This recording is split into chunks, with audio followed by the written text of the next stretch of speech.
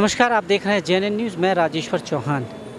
इस वक्त हम, जैसा आप फ्रेम में पीछे देख रहे हैं, थाने पर हैं और थाना है GTV इंक्लेव शादरा। दो खबरें हो गई हैं। एक पहली खबर आपको मैंने बताई दिया, वो भी इसी थाने से जुड़ी हुई है। ये खबर भी इसी थाने से। अब पुलिस का रवैया थोड़ा आज मुझे बिल्कुल डिफरेंट दिख रहा है इन दोनों केसों में। दोनों केस ही इसी थाने से जुड़े हुए हैं। एक जो मैं आपको दिखा चुका हूँ, यानी कि GTV अस्पताल में जो लड़की एडमिट है, एडमिट कहें तो पुलिस पर आरोप लगाए उसने, उसकी वजह से उसे खुदकुशी की नौबत आ गई थी और उसे डॉक्टर बचाने की पूरी कोशिश कर रहे हैं। अब एक और मामला है, हम जानते हैं इन्हीं से कि क्या मामला है। हमारे साथ महिला है, ये क्या है, क्या नाम है आपका, पहले तो ये बताएं। पिंकी है। क्या मामला है आपके साथ, क्या है पूरी वारदात, वो मुझे बताइए। मेरे साथ में नर्सिंग स्टाफ ने बदतमीजी की थी। रेप। कहाँ काम करती हैं आप? GTV hospital. कच्ची कर्मचारी हैं? यस। अच्छा, क्या हुआ पूरा? वो बदतमीजी कर रहा था, आकर के छेड़ाखानी कर रहा था। उसके बाद मैंने उनको बोला तो वो हाथापाई पे उतरी आए। हाथापाई करने से करते करते उन्होंने मेरा गला दबा दिया, मेरे कपड़े भी फाड़े हैं उन्होंने जो हैं। तो आपको मारने की कोशिश की? हाँ, मैंने इस बीच आप में उनको जैसे धक्का दिया तो उन्होंने एकदम से दोबारा गला पकड़ा है मेरा। मैंने इस बीच ही किसी को नहीं बताया था, सिर्फ उनके इंचार्ज को बताया था, तो उन्होंने कोई भी कार्रवाई नहीं की। उसके बाद हमने थाने में कंप्लेंट कराई, पुलिस वालों ने कोई ऑप्शन नहीं लिया है। इसी थाने में जहाँ हम खड़े हैं यहाँ?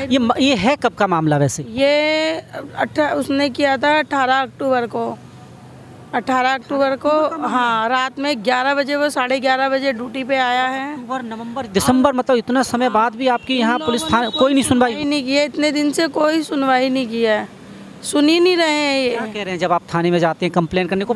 मतलब FIR जिसे कहा जाते हैं, पहली जो आपकी रिपोर्ट दर्ज होती है, वो भी नहीं की है इन्होंने? वो की है इन्होंने, लेकिन यही कह देते हैं उठा लेंगे, लेकिन अभी तक कोई ऑप्शन नहीं है दिया है। आपकी कंप्लेन लिख ली है, सब कुछ है, पर उस पर कार्रवाई नहीं हो रही है कुल मिला के? और ये कार्रवाई की ही नहीं है उन्होंने। परसों भी मैं थाने में आई, उन्होंने बोला था कि हम उसको उठा लेंगे, लेकिन अभी तक कोई वो रिएक्शन दिखाई दे रहा है। जो शख्स है जिसपे ये सब आप आरोप लगा रही हैं, वो भी आपके साथ ही ड्यूटी करता है? वो नर्सिंग स्टाफ है।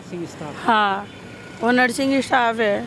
उसने ये सुन नहीं रहे हैं। लेकिन आपके साथ पहला मामला या उसने पहले भी कई मामले ऐसे किए हुए हैं? उसने पहले 3 लेडीज़ों के साथ किया था, चौथी मैं थी जो उसके चंगुल से नहीं, मतलब फंसी नहीं उसकी बातों में, और अपने आप को बचाने के चक्कर में ही उसने और भी ब्लेम डाल दिया कि मुझे उसने 4 लाख रुपए दिए हैं। अच्छा, ये भी डाल दिया है? वो कह रहा है कि आपको 4 लाख दिए हैं, जिसमें कि मैंने उससे ना मांगे हैं और ना उनने मुझे दिए हैं। फिर भी वो झूठ बोल रहा है कि उसने मुझे 4 लाख। अगर दिए भी हैं, चलो मान लेते हैं, तो कोई प्रूफ तो होगा उसके पास, वो दिखाए। वो दिखा नहीं रहा, आ भी नहीं रहा है, बस मुझे ढूंढता रहता है। कभी किसी से कॉल करवा रहा है, कभी किसी से। कुछ दिन पहले उसने लोग पीछे लगा दिए थे।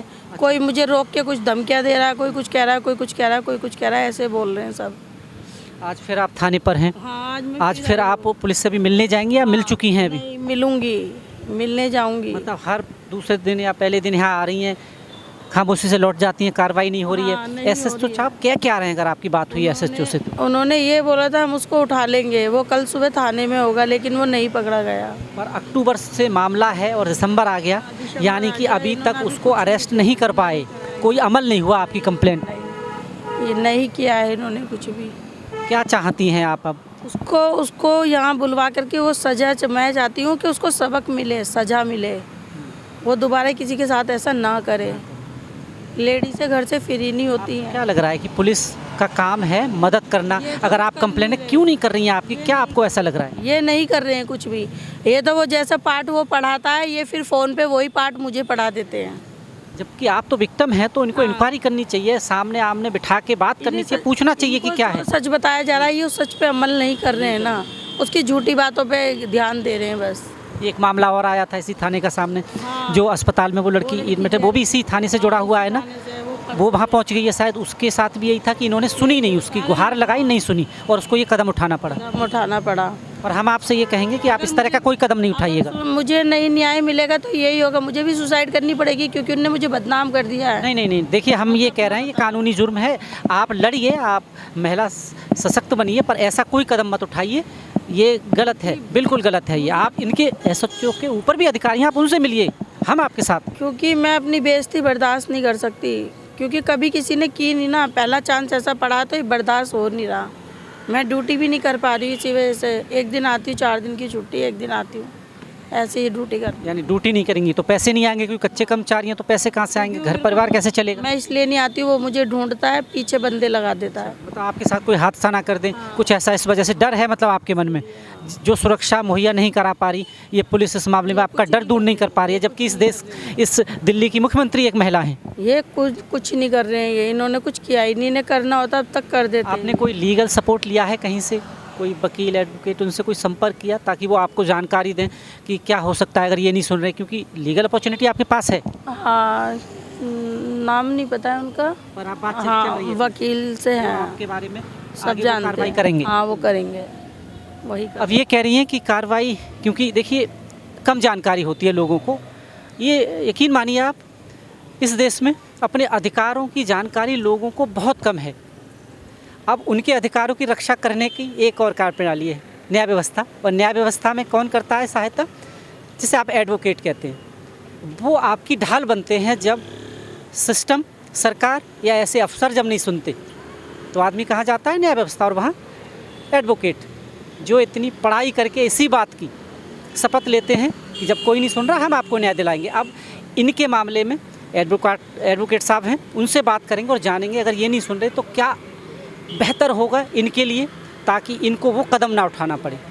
फिर ज़रूरत पड़ गई आपकी, बहुत बहुत स्वागत है, क्योंकि न्याय व्यवस्था का कोई बात चले तो आपके बगैर अधूरी है, क्योंकि आप ही रोशनी डालेंगे। सर, एक और मामला आ गया नया, और इसी थाने का सबसे बड़ी बात देखिए, इसी थाने के दो महिलाओं का मामला है। एक तो एडमिट है, दूसरी कह रही है कि मुझे ये कदम उठाना पड़ेगा। हमने बोला है कि ऐसा मत करिएगा, आप कानूनी सलाह लीजिए। उन्होंने कहा हाँ, मैं इस बारे में अपने वकील साहब से बात कर रही हूँ। क्या कहना चाहते हैं? देखिए सर, जो आज की न्याय व्यवस्था है उसके अंदर जो हमारी न्यायिक प्रणाली है उसके अंदर इन लेडीज़ के लिए स्पेशल प्रोविज़न रखा गया है, और इस तरह के मामले की सुनवाई इंस्टेंट होती है। मुझे ये नहीं समझ आया कि 15-15 दिन या एक महीना पुलिस कैसे सो सकती है, और इसके पीछे क्या रीज़न होगा ये मुझसे बेहतर आप समझ सकते हैं। अक्टूबर का मामला है, दिसंबर चल रहा है, सेइंग कि इतने दिन तक पुलिस सो कैसे लेती है, और ऊपर से उसी के ऊपर एलिगेट कर रहे हैं। क्योंकि मेरी एसएचओ साहब से परसों बात हुई थी, रेदर कल रात को हुई थी, तब भी वो अलग ही कहानी सुना रहे थे कि नहीं सर 4 लाख का लेन देन हुआ है। अरे भाई, वो आदमी एक तो बदतमीजी कर चुका, ऊपर से उस औरत को बदनाम कर रहा है कि इसने 4 लाख रुपए ले लिए। रिटर्न कंप्लेंट एसएचओ साहब के पास है, आज तक उस आदमी को पकड़ नहीं पाए, ला नहीं रहे। हम जब जाते हैं हमें ही झूठ बोल देते हैं कि सर वो ड्यूटी पे ही नहीं आ रहा है, जबकि कल उनको मैंने विद फैक्ट्स बताया कि सर उसकी अटेंडेंस शीट देखो, वो डेली ड्यूटी पे आ रहा है। आप पकड़ना नहीं चाह रहे हो तो अलग बात है। बीएनएस की धारा ये कहती है कि ऐसे मामले में तुरंत कार्रवाई होनी चाहिए, और यहाँ दिसंबर आ गया, यानी 3 महीने हो गए वकील साहब। 3 महीने तक कार्रवाई नहीं हुई। अब मेरे पास कोर्ट के अलावा कोई प्रोविज़न रहा नहीं है। आज आखिरी बार मैं एसएचओ साहब के पास जा रहा हूँ।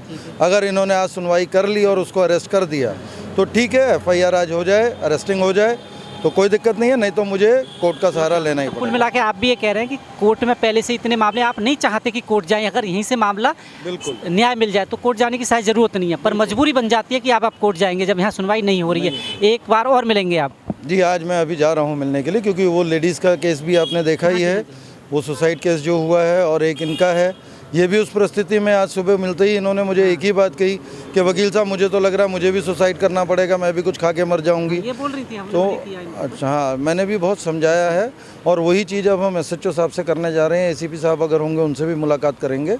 लेकिन न्याय का जो इनको स्टेप उठाने चाहिए, एसएचओ साहब बहुत मीठा बोलते हैं, लेकिन मीठा बोलने से सर किसी के घाव नहीं भरे जा सकते। आप वाणी कितनी भी मीठी रखिए, अगर आप काम नहीं कर रहे हैं तो मीठी वाणी किसी काम नहीं आएगी। और वो सिर्फ गोलियां देने की, मीठी गोली देने का ही काम कर रहे हैं। अभी तक एक्शन कोई हुआ नहीं। बड़ा हास्यास्पद है कि इस दिल्ली में हम खड़े हैं, राजधानी है, यहाँ की सीएम एक महिला हैं, और महिलाओं को बढ़ चढ़कर वो कहती हैं कि आगे आइए। किस तरह आगे आएंगी इस मामले में, क्योंकि पुलिस वाले तो उन्हें बहुत पीछे के पायदान में धकेले, उन्हें इंसाफ नहीं मिल पा रहा है, जो उनका मूलभूत अधिकार है, संवैधानिक अधिकार है। वकील साहब, आप देखिए, आप तो लॉयर हैं, यानी कितने मामले ऐसे आप डील करते हैं, और ये तो मैं सेम थाने के 2 केस देख रहा हूँ, एक बेचारी मरने जा रही है और एक की हालत ये ऐसा पहुँचाना चाहती है। देखिए, एक चीज़ आपको याद होगा, निर्भया कांड जब हुआ था तो हमारे कानून में काफ़ी फेरबदल किए गए, लेकिन वो इम्प्लीमेंट हुए क्या, वो इम्प्लीमेंटेशन है क्या। आज की तारीख में कलकत्ता कांड हुआ, सेम कांड है, सिर्फ फ़र्क ये है कि वो डॉक्टर थी, ये अगर सफाई कर्मचारी हैं।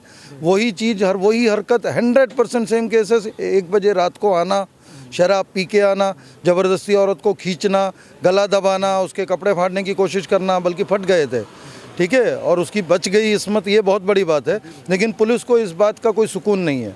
पुलिस ये चाहती है कि साहब हो जाता तो आते हैं, एक और कलकत्ता कांड होता तब हम जगते, तब हम कुछ करते।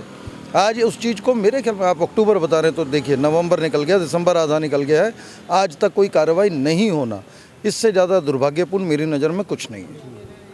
बहुत बहुत धन्यवाद आपका बात करने के लिए एक बार फिर से। जी, अब बात करने जाएंगे, एसएचओ साहब से भी बात करेंगे, वकील साहब उनके बिहाफ पर, और उसके बाद एसीपी साहब यहीं बैठते हैं, उनसे बात करेंगे। अब क्या वहाँ से मामला निकल के आता है, क्या इंसाफ इसी दरवाजे पे मिलेगा या फिर वही कोर्ट का रास्ता जो सबके लिए खुला है। वकील साहब ने कहा कि मैं नहीं जाना चाहता, पहले ही कोर्ट पर इतना बर्डन है, अगर इंसाफ यहीं मिल जाए तो यहीं से हम सब घर चले जाएंगे। अब पूरा क्या होगा ये मिलने के बाद पता चलेगा, वो भी आपको नेक्स्ट स्टोरी में दिखाएंगे हम। पर आप देख रहे हैं JNN news, cameraman Ravi Kumar के साथ मैं राजेश्वर चौहान। बहुत बहुत धन्यवाद।